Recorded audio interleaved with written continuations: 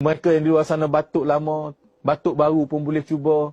Yang pertama sekali, makhluk yang paling hebat dalam batuk ni Tuhan buat pada tumbuh-tumbuhan. Tuan-tuan pun kenal benda ni. Namanya bunga cengkeh. Bunga cengkeh, semua orang kenal bunga cengkeh.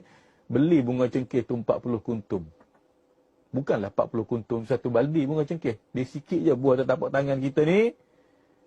Letak dalam bekas. Baca Fatihah jangan lupa. Baca ayat kursi. Baca satu ayat dalam Al-Quranul Karim. Yang mana batuk ni daripada dada, daripada paru-paru kita, esophagus dan sebagainya. Maka di mana ayat membicarakan tentang dada manusia, penyakit dalam dada manusia ini. Satu ayat yang berbunyi, tuan-tuan dan puan-puan. Ikut saya baca boleh tak, tuan-tuan? Boleh pahala, boleh ubat.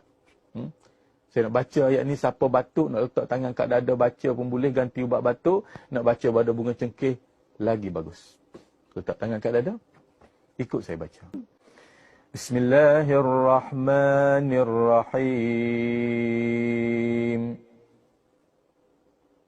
Wa shifaa'un lima fis sudur. Ya Allah, ya Tuhanku, sembuhkanlah penyakit yang ada di dalam dadaku. Ayat ni bukan saja untuk batuk. Penyakit yang ada dalam dada manusia. Apa dia? Darah tinggi, kencing manis, jantung. Semua tu ada di dalam. So, ingat. Ayat ini adalah ayat penyembuh yang hebat untuk penyakit manusia yang ada di dalam dada.